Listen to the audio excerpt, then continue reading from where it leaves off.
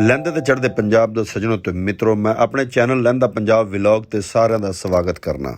ਮਿੱਤਰੋ, ਅੱਜ ਦੀ ਵੀਡੀਓ ਬੜੀ ਖਾਸ ਹੋਣ ਵਾਲੀ ਹੈ ਕਿਉਂਕਿ ਅਸੀਂ ਅੱਜ ਤੁਹਾਨੂੰ ਪਾਕਪਤਨ ਜ਼ਿਲ੍ਹਾ ਦਾ ਬਹੁਤ ਹੀ ਖੂਬਸੂਰਤ ਮਕਾਮ ਤੇ ਬਹੁਤ ਹੀ ਅਹਿਮ ਤਰੀਨ ਮਕਾਮ ਵਿਖਾਲਣ ਲੱਗੇ ਹਾਂ। ਤੁਸੀਂ ਸਾਡੇ ਨਾਲ ਜੁੜੇ ਰਹਿਣਾ, ਪੂਰੀ ਵੀਡੀਓ ਦੇਖਣਾ, ਇਨਸ਼ਾਅੱਲਾ ਮਜ਼ਾ ਆਏਗਾ। ਮਿੱਤਰੋ, ਵੀਡੀਓ ਵੇਖਣ ਤੋਂ ਪਹਿਲੇ ਮੇਰੀ ਦਰਖਾਸਤ ਹੈ ਕਿ ਮੇਰੇ ਚੈਨਲ ਨੂੰ ਸਬਸਕ੍ਰਾਈਬ ਕਰੋ, ਲਾਈਕ ਕਰੋ ਤੇ ਅਗਰ ਅੱਛੀ ਲੱਗੇ ਤੇ ਅੱਛਾ ਜਿਹਾ ਕਮੈਂਟ ਬਾਕਸ ਦੇ ਵਿੱਚ ਲਾਜ਼ਮੀ ਡ੍ਰੌਪ ਕਰਨਾ।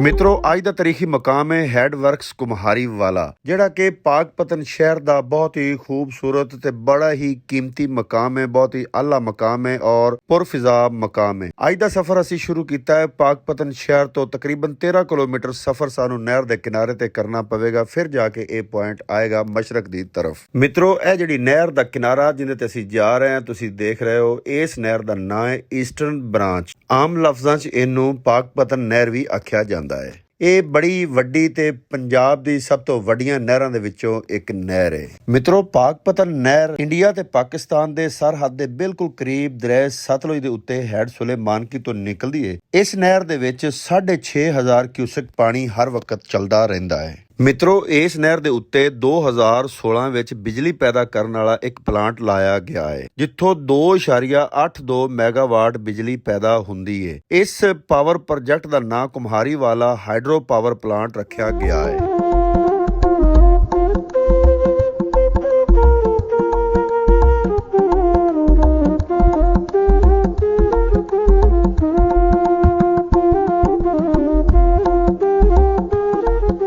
ਲਹਿੰਦੇ ਪੰਜਾਬ ਦੇ ਦੋਸਤੋ, ਅੱਜ ਤੁਹਾਨੂੰ ਅਸੀਂ ਵਿਖਾਲਣ ਲੱਗੇ ਹਾਂ ਖਾਦਰ ਬ੍ਰਾਂਚ ਦਾ ਜਿਹੜਾ ਹੈਡ ਕੁਮਾਰੀ ਵਾਲਾ, ਜਦੋਂ ਖਾਦਰ ਬ੍ਰਾਂਚ ਨਿਕਲਦੀ ਹੈ ਨਾ, ਉਹ ਸੀਨ ਤੁਹਾਨੂੰ ਅੱਜ ਦਿਖਾਉਣ ਲੱਗੇ ਹਾਂ। ਲੇਕਿਨ ਉਸ ਤੋਂ ਪਹਿਲੇ ਮੈਂ ਰਿਕੁਐਸਟ ਕਰਾਂਗਾ ਕਿ ਮੇਰੇ ਚੈਨਲ ਨੂੰ ਸਬਸਕ੍ਰਾਈਬ ਕਰੋ, ਲਾਈਕ ਕਰੋ ਤੇ ਅੱਛਾ ਜਿਹਾ ਕਮੈਂਟ ਲਾਜ਼ਮੀ ਕਰੋ। ਇਸ ਜ਼ਿਲ੍ਹਾ ਪਾਕਪਤਨ ਦਾ ਬਹੁਤ ਹੀ ਖੂਬਸੂਰਤ ਮਕਾਮ ਹੈ ਔਰ ਪਿਕਨਿਕ ਪੁਆਇੰਟ ਵੀ ਹੈ। ਕਦੇ ਇਤਫਾਕ ਹੋਵੇ ਤਾਂ ਲਾਜ਼ਮੀ ਇਸ ਜਗ੍ਹਾ ਤੇ ਪਹੁੰਚਿਆ ਜਾਏ।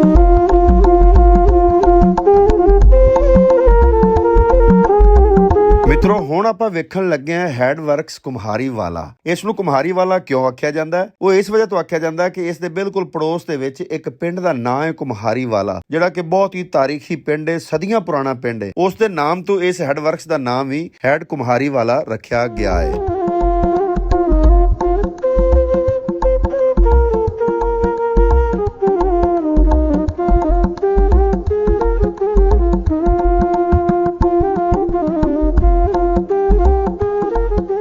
ਸੱਜਣੋ ਤੇ ਮਿੱਤਰੋ, ਇਸ ਵੱਡੀ ਨਹਿਰ ਦੀ ਵੱਖੀ ਦੇ ਵਿੱਚੋਂ ਇੱਕ ਛੋਟੀ ਹੋਰ ਨਹਿਰ ਨਿਕਲਦੀ ਹੈ, ਜਿੰਦਾ ਨਾਂ ਹੈ ਖਾਦਰ ਬ੍ਰਾਂਚ। ਇਸ ਤੇ ਵੀ ਬਹੁਤ ਸਾਰੇ ਪਿੰਡ ਜਿਹੜੇ ਨੇ ਉਹ ਆਬਾਦ ਨੇ। ਇਹ ਖਾਦਰ ਬ੍ਰਾਂਚ 1926 ਦੇ ਵਿੱਚ ਇਸ ਨਹਿਰ ਦਾ ਇਫਤਤਾਹ ਕੀਤਾ ਗਿਆ। ਇਹ ਨਹਿਰ ਮੀਆਂ ਮੁਮਤਾਜ਼ ਅਹਿਮਦ ਦੁਲਤਾਨਾ ਨੇ ਆਪਣੀਆਂ ਫਸਲਾਂ ਨੂੰ ਸਰਾਬ ਕਰਨ ਵਾਸਤੇ ਸਪੈਸ਼ਲੀ ਤੌਰ ਤੇ ਬਣਵਾਈ ਸੀ। ਮਿੱਤਰੋ, ਇਸ ਖਾਦਰ ਨਹਿਰ ਦੇ ਵਿੱਚ ਤਕਰੀਬਨ 2200 ਕਿਊਸਕ ਪਾਣੀ ਚੱਲਦਾ ਰਹਿੰਦਾ ਹੈ। ਤੁਹਾਨੂੰ ਦੱਸਦਾ ਜਾਵਾਂ ਕਿ ਇਹ ਨਹਿਰ 6 ਮਹੀਨੇ ਬੰਦ ਰਹਿੰਦੀ ਹੈ ਤੇ 6 ਮਹੀਨੇ ਇਹਦੇ ਵਿੱਚ ਪਾਣੀ ਚੱਲਦਾ ਹੈ। ਇਸ ਵਾਸਤੇ ਇਹਨੂੰ ਛਮਾਸੀ ਨਹਿਰ ਵੀ ਆਖਿਆ ਜਾਂਦਾ ਹੈ। ਮਿੱਤਰੋ, ਤੁਸੀਂ ਵੇਖ ਰਹੇ ਹੋ ਕਿ ਅੱਜ ਕੱਲ ਇਹ ਨਹਿਰ ਬੰਦ ਜਾ ਰਹੀ ਹੈ। ਜਦੋਂ ਇਹ ਨਹਿਰ ਚੱਲਦੀ ਹੈ ਤੇ ਫਿਰ ਲੱਖਾਂ ਏਕੜ ਅਰਾਜ਼ੀ ਨੂੰ ਸਰਾਬ ਕਰਦੀ ਹੈ। ਮਿੱਤਰੋ, ਜਿਹੜੇ ਪਿੰਡਾਂ ਨੂੰ ਖਾਦਰ ਨਹਿਰ ਦਾ ਪਾਣੀ ਲੱਗਦਾ ਹੈ ਉਹਨਾਂ ਨੂੰ KB ਆਖਿਆ ਜਾਂਦਾ ਹੈ, ਯਾਨੀ ਕਿ ਖਾਦਰ ਬ੍ਰਾਂਚ। ਮਿੱਤਰੋ, ਇਹ ਨਹਿਰ ਥਾਣਾ ਸਦਰ ਪਾਕਪਤਨ ਦੀ ਬੈਕ ਸਾਈਡ ਤੋਂ ਲੰਘਦਿਆਂ ਹੋਇਆਂ ਵਰਸੀ, ਕਲਿਆਣਾ, ਹੋਤਾ, ਮਾਛੀ ਸਿੰਘ, ਬੂਰੇਵਾਲਾ ਤੋਂ ਅੱਗੇ ਵਿਆਹੜੀ ਤੱਕ ਜਾਂਦੀ ਹੈ।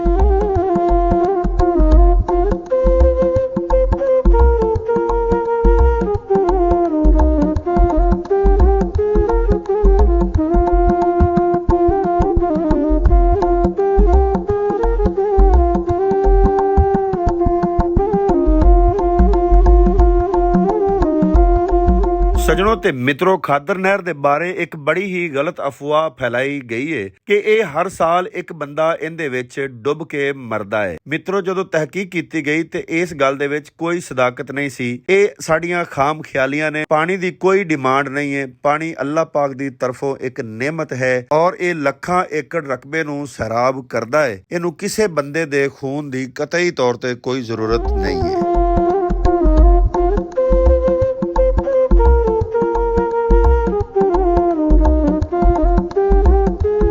ਮਿੱਤਰੋ, ਗੱਲ ਹੋ ਰਹੀ ਹੈ ਹੈਡ ਕੁਮਹਾਰੀ ਵਾਲਾ ਦੀ, ਜਿਹਨੂੰ ਅਸੀਂ ਹੈਡ ਵਰਕਸ ਕੁਮਹਾਰੀ ਵਾਲਾ ਵੀ ਆਖਨੇ ਆ। ਇਹ ਇੱਕ ਤਫਰੀਹ ਪੁਆਇੰਟ ਹੈ। ਇੱਥੇ ਲੋਕ ਮੁਖਤਲਿਫ ਦੁਕਾਨਾਂ ਸਜਾ ਕੇ ਵੀ ਬਹਿੰਦੇ ਨੇ, ਜਿਨ੍ਹਾਂ ਵਿੱਚ ਮਛਲੀ ਫਰਾਈ ਸਭ ਤੋਂ ਸਰੇ ਫਰਿਸ਼ਤੇ।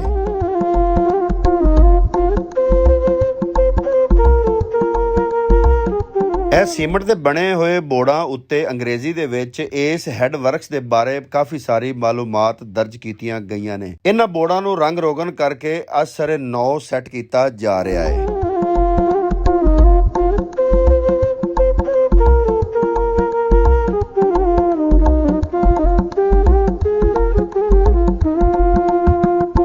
मित्रों हैडवर्क्स कुम्हारी वाला ते हर वक्त काफी सारी रौनक लगी रहंदी है और इत्थे हवेली लखा तो पाकपतन जाण वाले ते पाकपतनों हवेली लखा जाण वाले लोग भी गुजरदे हर वक्त दिखाई दिंदे ने।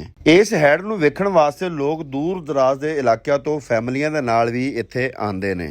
ਹੈਡ ਕੁम्हारी ਵਾਲਾ ਨੂੰ ਵੇਖਣ ਵਾਲੇ ਆਉਣ ਵਾਲੇ ਲੋਕਾਂ ਦੇ ਦਿਲਾਂ ਨੂੰ ਇੱਥੋਂ ਦੇ ਪਰਿੰਦੇ ਆਪਣੀ ਚਹਿਚਹਾਟ ਨਾਲ ਤੇ ਇਸ ਦੇ ਵਿੱਚੋਂ ਗੁਜ਼ਰਦਾ ਹੋਇਆ ਪਾਣੀ ਆਪਣੇ ਸ਼ੋਰ ਨਾਲ ਇੱਕ ਅਜੀਬ ਕਿਸਮ ਦਾ ਸਰਗਮ ਬਣਾ ਦਿੰਦਾ है, ਜਿਹੜਾ ਕਿ ਉਹਨਾਂ ਦਿਲਾਂ ਤੇ ਬਹੁਤ ਹੀ ਅਸਰ ਕਰਦਾ ਹੈ ਔਰ ਘੰਟਿਆਂ ਦੇ ਹਿਸਾਬ ਨਾਲ ਲੋਕ ਇੱਥੇ ਬੈਠ ਕੇ ਇੰਜੋਏ ਕਰਕੇ ਜਾਂਦੇ ਨੇ।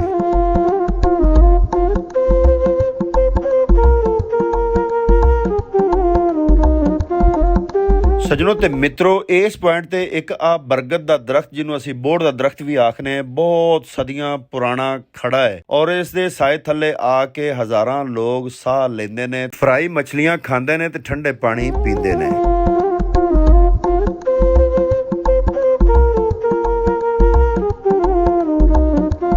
ਲਹਿੰਦੇ ਤੇ ਚੜ੍ਹਦੇ ਪੰਜਾਬ ਦੇ ਮਿੱਤਰੋ ਤੇ ਸੱਜਣੋ, ਤੁਸੀਂ ਅੱਜ ਵੇਖੀ ਬਹੁਤ ਹੀ ਯਾਦਗਾਰ ਵੀਡੀਓ ਜਿਹੜੀ ਕਿ ਹੈਡਵਰਕਸ ਕੁम्हारी ਵਾਲਾ ਦੇ ਹਵਾਲੇ ਨਾਲ ਸੀ। ਇਸ ਦੀ ਤਾਰੀਖੀ ਤੌਰ ਤੇ ਵੀ ਅਸੀਂ ਗੱਲਬਾਤ ਕੀਤੀ ਤੇ ਉਮੀਦ ਹੈ ਤੁਹਾਨੂੰ ਬਹੁਤ ਅੱਛੀ ਲੱਗੀ ਹੋਵੇਗੀ। ਅਗਰ ਅੱਛੀ ਲੱਗੀ ਤੇ ਮੇਰੇ ਚੈਨਲ ਨੂੰ ਸਬਸਕ੍ਰਾਈਬ ਲਾਜ਼ਮੀ ਕਰਨਾ, ਕਮੈਂਟ ਬਾਕਸ ਦੇ ਵਿੱਚ ਜਾ ਕੇ ਕਮੈਂਟ ਵੀ ਕਰਨਾ, ਆਪਣੀ ਰਾਏ ਦਾ ਇਜ਼ਹਾਰ ਲਾਜ਼ਮੀ ਕਰਨਾ। ਮਿਲਾਂਗੇ ਇਨਸ਼ਾਅੱਲਾ ਕਿਸੇ ਨਵੀਂ ਵੀਡੀਓ ਦੇ ਵਿੱਚ। ਉਦੋਂ ਤੱਕ ਪਾਕਿਸਤਾਨ ਜ਼ਿੰਦਾਬਾਦ।